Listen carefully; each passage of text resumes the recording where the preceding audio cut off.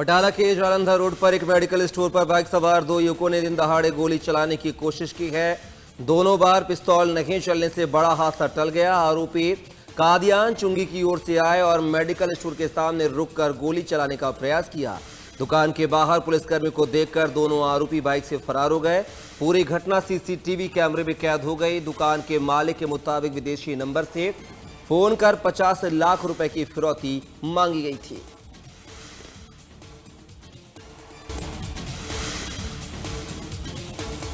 श्री मुक्तसर साहिब के डोडा गांव में कुछ लोगों ने पीआरटीसी के बस कंडक्टर के साथ मारपीट कर दी है। इस घटना के विरोध में बस कंडक्टरों ने बसों को सड़क पर रोककर जाम लगा दिया। कंडक्टर हरतार शर्मा ने बताया कि एक यात्री निर्धारित स्टॉप से पहले ही बस से उतरने की जिद कर रहा था।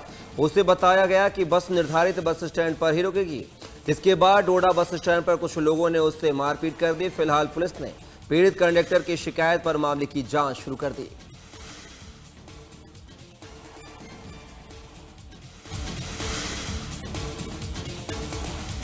भारत पाकिस्तान सीमा से सटे असफवाला वॉर मेमोरियल में राखी सरहद के नाम राष्ट्र रक्षा का सम्मान बहनों का अभिमान कार्यक्रम आयोजित किया गया। कार्यक्रम में पंजाब के राज्यपाल गुलाब चंद कटारिया मुख्य अतिथि के तौर पर शामिल हुए। यहां फाजिलका क्षेत्र के करीब 1000 से ज्यादा महिलाओं ने सेना के जवानों की कलाई पर राखी बांधकर देश की रक्षा में उनके योगदान के प्रति सम्मान व्यक्त किया। इस अवसर पर महिलाओं ने जवानों की लंबी उम्र और सुरक्षित रहने की कामना करते उनके समर्पण को सलाम किया।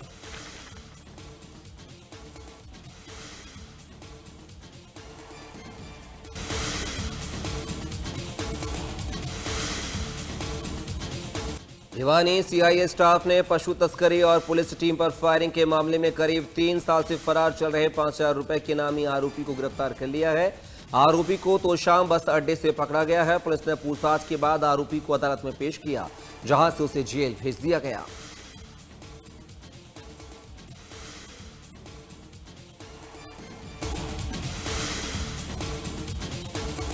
त्योहारी सीजन की शुरुआत होने से पहले ही महंगाई ने आम आदमी की चिंता बढ़ा दी है। मिठाइयों में इस्तेमाल होने वाली चीनी, ड्राई फ्रूट और घी के दामों में बढ़ोतरी का असर बाजारों में साफ देखा जा रहा है। अंबाला के कारोबारियों के मुताबिक कच्चे माल की बढ़ती कीमतों के चलते मिठाइयों की लागत बढ़ रही है, जिसका सीधा मिठाइयों के दाम पर असर पड़ा है।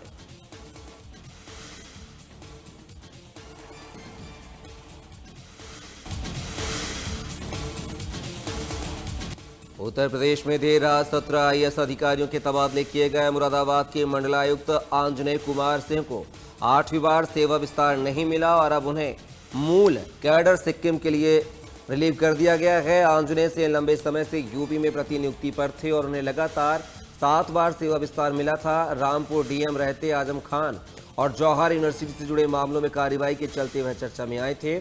उनकी जगह अलीगढ़ की मंडलायुक्त संगीता सिंह को मुरादाबाद का नया मंडलायुक्त बनाया गया है। तो वहीं राजस्व परिषद प्रयागराज के सदस्य सोम प्रकाश आर्य को अलीगढ़ मंडलायुक्त की जिम्मेदारी सौंपी गई है।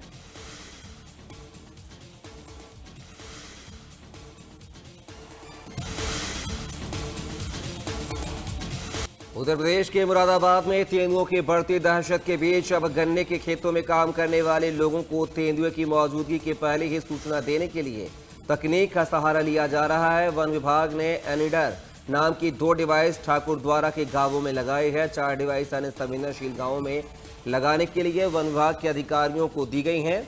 डिवाइस का मकसद गन्ने के खेत में छिपे या खेत में प्रवेश करने वाले तेंदुए की मौजूदगी का पता लगाना है।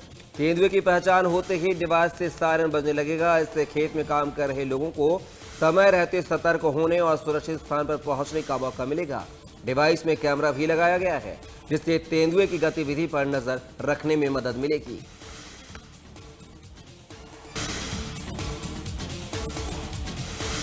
लखनऊ के पास सीबीएन की एमपी यूपी यूनिट ने ऑपरेशन ब्लैक हॉक के तहत 2 अभियानों में 18.64 किलो कच्ची हेरोइन बरामद की है।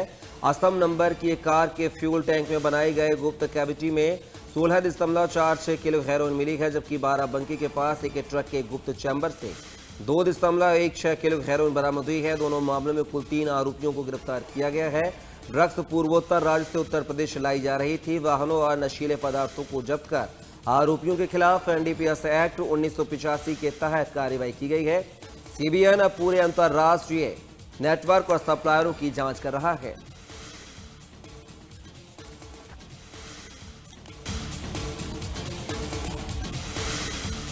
उत्तर प्रदेश के वाराणसी में गंगा नदी का जलस्तर अब घट रहा है। नदी के पीछे हटने के साथ ही घाटों के किनारे पानी का स्तर भी कम होता नजर आ रहा है। गंगा के जलस्तर में गिरावट के चलते घाटों की सीढ़ियां फिर से दिखाई देने लगी हैं।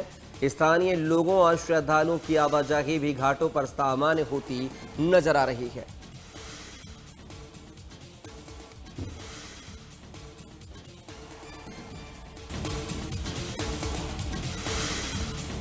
पहाड़ी और मैदानी इलाकों में हुई भारी बारिश से हापुड़ में गंगा के जलस्तर में बढ़ोतरी हो गई है। गंगा का जलस्तर बढ़ने से कई गांवों में बाढ़ के हालात निर्मित हो गए हैं। कई इलाकों में सड़कों पर कई फीट तक पानी भर गया है। बाढ़ के हालात को देखते हुए लोगों से प्रशासन ने सुरक्षित स्थानों पर जाने की अपील की है।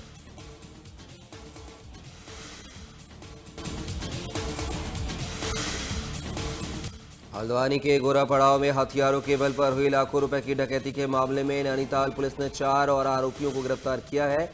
पुलिस ने इनके कब्जे से क्रेटा और स्कॉर्पियो, 4 तमंचे, 7 जिंदा कारतूस और 18,000 रुपए नकद बरामद किए हैं।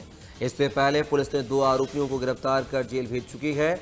19 अगस्त को हथियारबंद बदमाशों ने डकैती डालकर करीब 8 लाख रुपए, 12 मोबाइल फोन और सोने के आभूषण लूटे थे। एसएसपी डॉक्टर मंजूनाथ टीसी के निर्देश पर एसओजी साइबर टीम और विशेष पुलिस टीमों ने सीसीटीवी और सर्विलांस की मदद से आरोपियों को अलग अलग जगहों से गिरफ्तार किया है।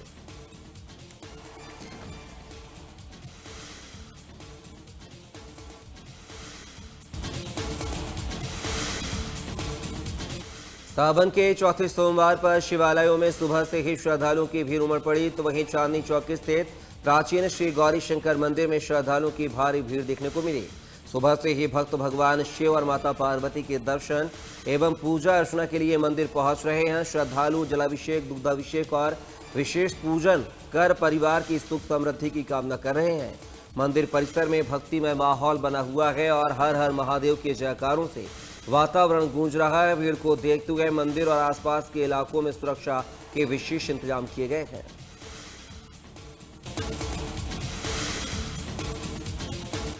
जम्मू कश्मीर में सावन के आखिरी सोमवार के अवसर पर रणवीरेश्वर मंदिर में सुबह से ही श्रद्धालुओं का तांता लगा हुआ है। बड़ी संख्या में भक्त भोले शंकर के दरबार में पहुंचकर पूजा अर्चना कर रहे हैं। श्रद्धालु भगवान शिव को बेलपत्र, दूध, लस्सी और जल अर्पित कर अपनी मनोकामनाओं के लिए प्रार्थना कर रहे हैं। मंदिर परिसर में चारों ओर भक्तिमय माहौल बना हुआ है और हर हर महादेव के जयकारों से वातावरण गूंज रहा है। आखिरी सोमवार को भगवान शिव के दर्शन और पूजन के लिए श्रद्धालुओं में खासा उत्साह देखने को मिल रहा है।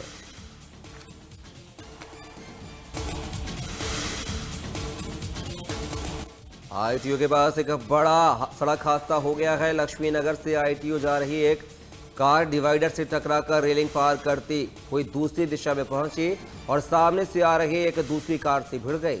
हादसे में किराड़ी के विधायक अनिल झा, कर्नाटक के विधायक अभय पाटिल समेत कई लोग घायल हुए हैं। स्विफ्ट कार चालक, उनकी पत्नी और 2 बच्चे भी घायल बताए जा रहे हैं।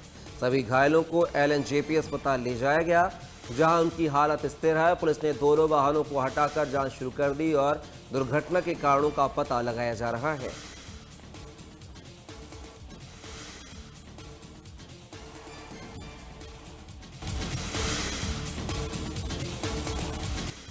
विकासखंड तीसा में ग्रामीण विकास कार्यों में लापरवाही पर प्रशासन ने सख्त रुख अपनाया है। खंड विकास अधिकारी गोपाल ठाकुर ने विभिन्न पंचायतों का औचक निरीक्षण किया। इस दौरान कई पंचायत घरों पर ताले लटके मिले और कर्मचारी नदारद पाए गए।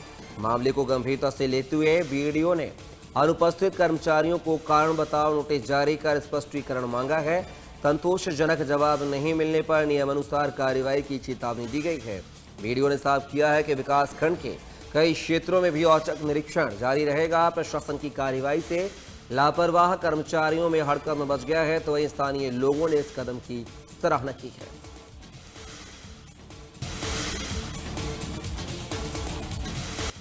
जापान के उत्तरी होक्काइडो में देर रात 6.0 तीव्रता का भूकंप आया है। जापान मौसम विज्ञान एजेंसी के मुताबिक भूकंप लोकल टाइम रात 10:45 के आसपास आया और इसका केंद्र होक्काइडो के पास समुद्र में 40 किलोमीटर की गहराई पर था। जेएमए ने सुनामी की चेतावनी जारी नहीं की है। इससे पहले शनिवार रात लोकल टाइम 2 बजे जापान के पूर्वी हिस्से में 5.9 तीव्रता का भूकंप आया था। क्योदो न्यूज के मुताबिक टोक्यो और आसपास के इलाकों में 40 से ज्यादा लोग घायल हुए थे। जापान टाइम्स के मुताबिक सरकार ने लोगों को अगले 1 हफ्ते तक इसी तरह के तेज भूकंप के लिए सतर्क रहने को कहा है।